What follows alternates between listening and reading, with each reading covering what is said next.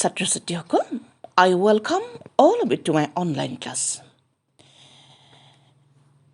মৰমৰ ছাত্ৰ-ছাত্ৰীসকল, আমি পূৰ্বৰ পাঠত তোমালোকৰ পাঠ্যপুথিত থকা টমছৰ নামৰ পাঠটোৰ ফাৰ্ষ্ট পেৰাগ্ৰাফটো পঢ়িছিলোঁ। আজি আমি তাৰ পিছৰ পেৰাগ্ৰাফকেইটা পঢ়িবলৈ চেষ্টা কৰিম। প্ৰথম পেৰাগ্ৰাফটো পঢ়ি আমি জানিব পাৰিছিলোঁ যে এটা শনিবাৰ সন্ধিয়া টম আৰু তেওঁৰ বন্ধু হাক দুয়ো গুপ্তধন বিচাৰি যোৱাৰ সিদ্ধান্ত ল'লে। আৰু তাৰ পিছৰ কাহিনীটো কেনেদৰে আগবাঢ়িছে আমি চাওঁ আহাচোন। Then now let's proceed to the next part. Okay. So first of all, I'm going to read out the second paragraph for you. Okay. প্ৰথমতে মই second paragraphটো তোমালোকৰ বাবে পঢ়ি দিছোঁ। তোমালোকে কিতাপ পঢ়ি লৈ আগত বহি লোৱা আৰু ভালকৈ শুনি যাবা। The two boys selected a broken down house in a quiet place. It was at a distance, far away from the village. I don't want to go to a haunted house. I'm afraid of ghosts. Huck said to Tom, "Come on, Huck. Ghosts don't come before midnight. We won't be there the whole night," Tom assured his friend. এতিয়া আমি এই পেৰাগ্ৰাফটো explain কৰিম আৰু explain কৰি যোৱাৰ লগে লগে মই তোমালোকৰ বাবে যিবিলাক ডিফিকাল্ট ৱৰ্ড জটিল ৱৰ্ডবিলাকৰ মিনিংবিলাক কৈ যাম। তোমালোকে নিজৰ নিজৰ কপিত লিখি যাবা। The two boys selected a broken down house in a quiet place. ইয়াত তোমালোকৰ বাবে ফাৰ্ষ্ট লাইনত জটিল ৱৰ্ড হ'ব selected মানে বাছনি কৰা। All of you write the meaning. Selected বাছনি কৰা। Next, broken down house. Broken down মানে ভাগি উৱলি যোৱা। In a quiet place. Quiet মানে নিৰ্জন স্থান। Quiet place, নিৰ্জন স্থান। কৈছে ল'ৰা দুটাই তেওঁলোকৰ গুপ্তধন বিচাৰি যোৱাৰ অভিযানৰ বাবে কৈছে এটা ভাগি ছিগি থকা পৰিত্যক্ত ঘৰ নিৰ্বাচন কৰিলে আৰু ঘৰটো ক'ত আছিলে? এডোখৰ নিৰ্জন স্থানত আছিলে। It was at a distance, far away from the village. কৈছে ডিষ্টেঞ্চ মানে দূৰত্বত, অলপ দূৰত্বত। এটা ডিষ্টেঞ্চ মানে অলপ দূৰত। তোমালোকে লিখা at a distance, অলপ দূৰত থকা। far away মানে যথেষ্ট দূৰত। from the village, তাৰমানে গোটেই চেণ্টেঞ্চটো তোমালোকে এনেকৈ বুজি ল'বা যে সেই ঘৰটো গাঁৱৰ পৰা যথেষ্ট দূৰত আছিল। I don't want to go to a haunted house. মই এটা ভূত বাংলোলৈ নাযাওঁ। haunted মানে ভূত বাংলো, ভূতে বিচৰণ কৰা ঘৰ। I'm afraid of ghosts. Afraid of means ভয় কৰা, ভয় লগা। মই ভয় কৰোঁ। কাক কৈছে? Ghost means ভূত। মোৰ ভূতলৈ ভয় লাগে। Huck said to Tom. হাকে টমক ক'লে, "Come on, Huck. Ghosts don't come before midnight." Huck, ঘোষবিলাক মাজৰাতিৰ আগতে নাহে নহয়। We won't be there the whole night. আমি তাত গোটেই ৰাতি নাথাকোঁ। Tom assured his friend. টমে তেওঁৰ বন্ধুক আশ্বাস দি ক'লে। Assured means আশ্বাস দিয়া। তোমালোকে লিখা assured, ASSURED. Assured means আশ্বাস দিয়া। Now, we have some questions in this paragraph. All of you, please write down the question answers in your notebook. I'll read out the questions and answers both for you, and you please try to understand what I'm saying. First question for you. Where did the two friends go in search of treasure? Or you can also ask the question like this way. Where did the two boys go in search of treasure? Answer. প্ৰথমতে কুৱেশ্যনটো বুজি লোৱা কুৱেশ্যনটো সুধিছে যে গুপ্তধন বিচাৰি ল'ৰা দুটা ক'লৈ গৈছিল Answer for this question is the two boys selected a broken down house in a quiet place and went there in search of treasure.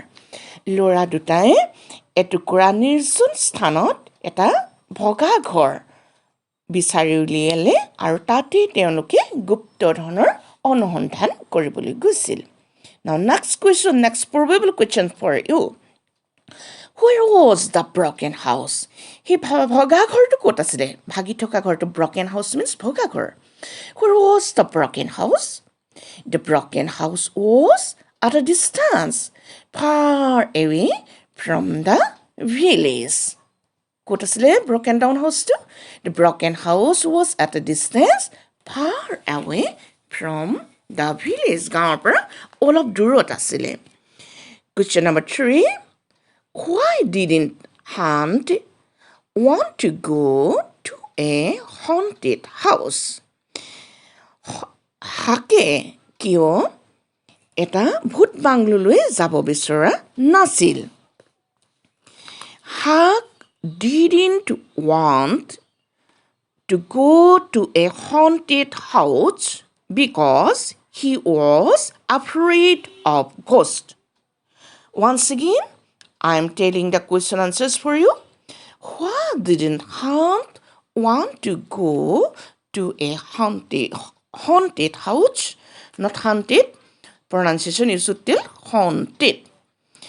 Huck didn't want to go to a haunted house because he was afraid of ghosts.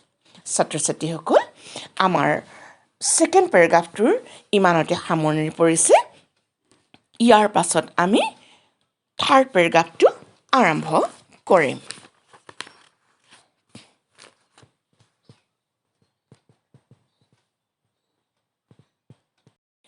ছাত্ৰ-ছাত্ৰীসকল এতিয়া আমি third পেৰাগ্ৰাফটো আৰম্ভ কৰিম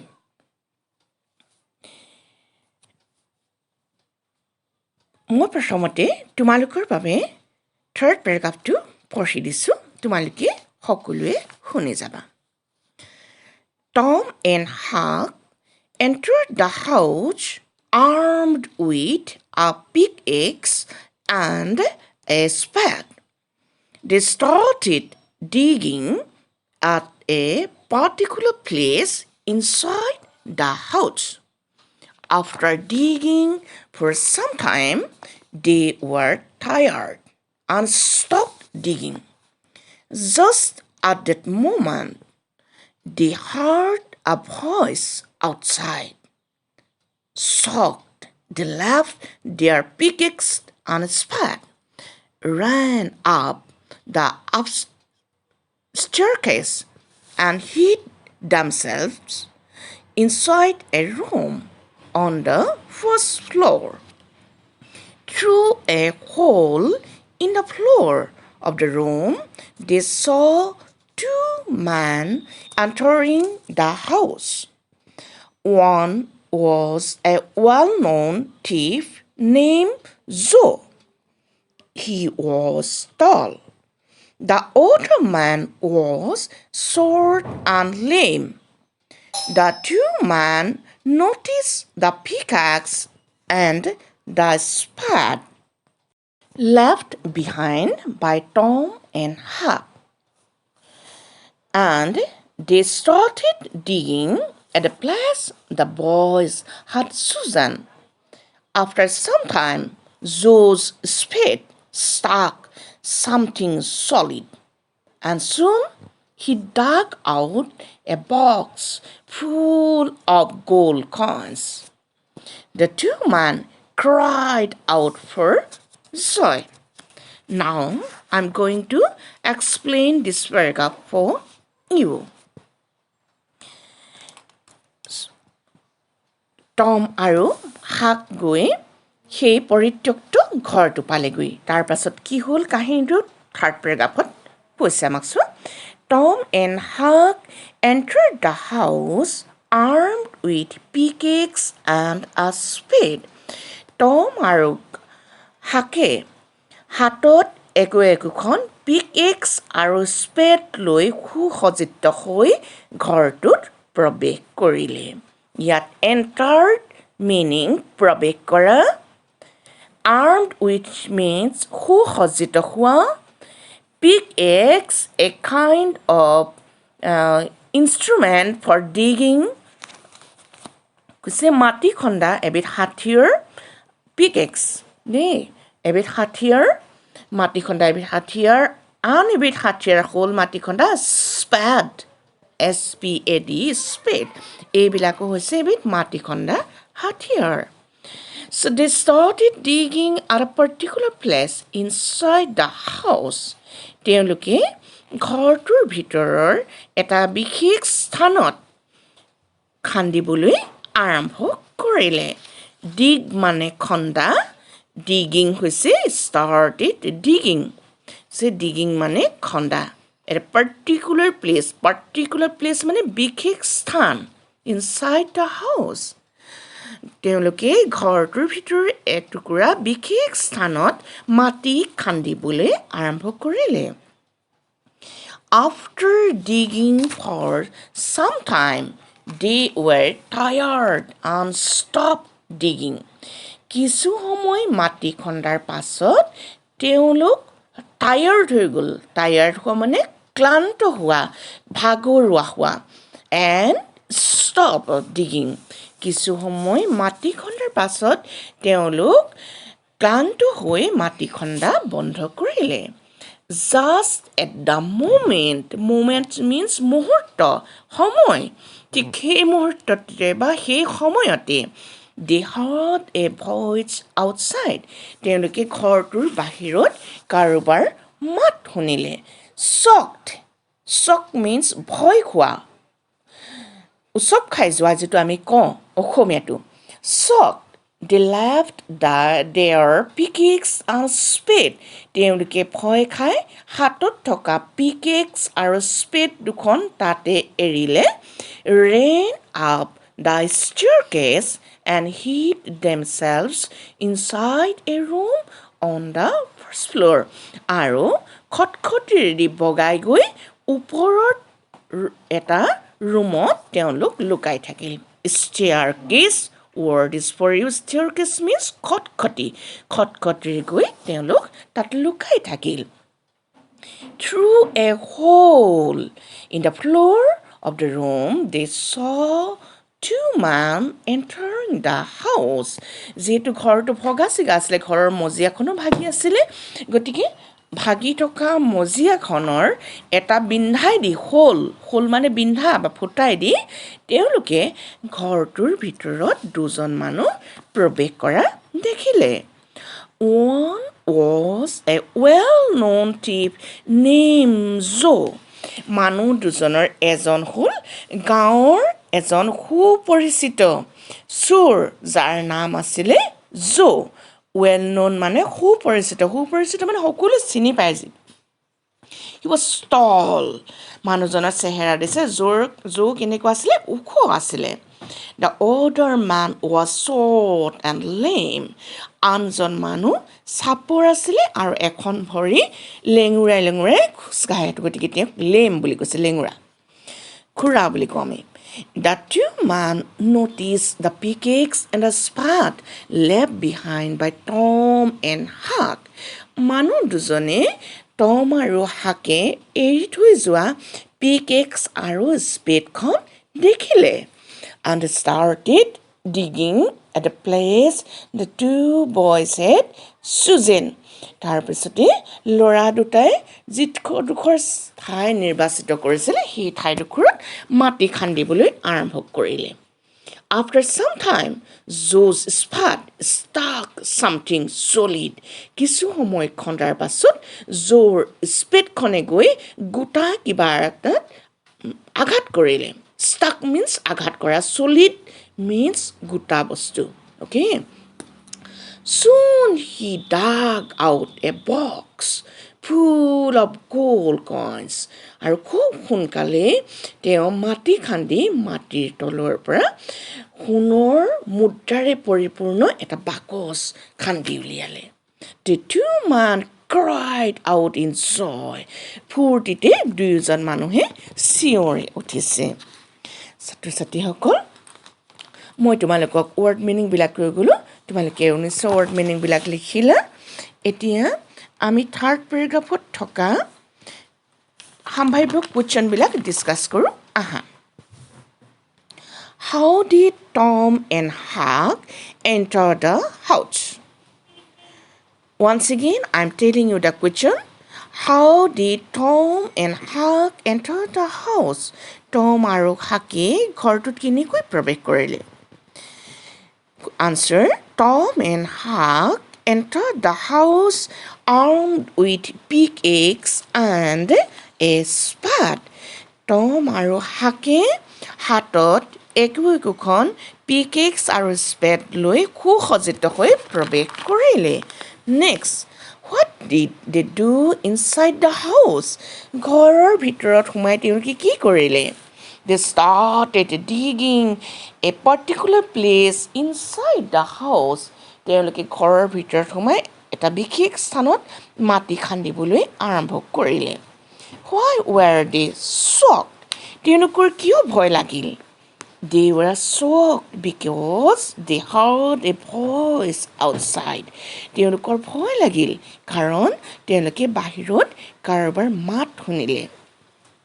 What did they see through the hole in the floor? মজিয়াত থকা বিন্ধাই দি তেওঁলোকে কি দেখিলে? They saw two men entering the house through a hole in the floor.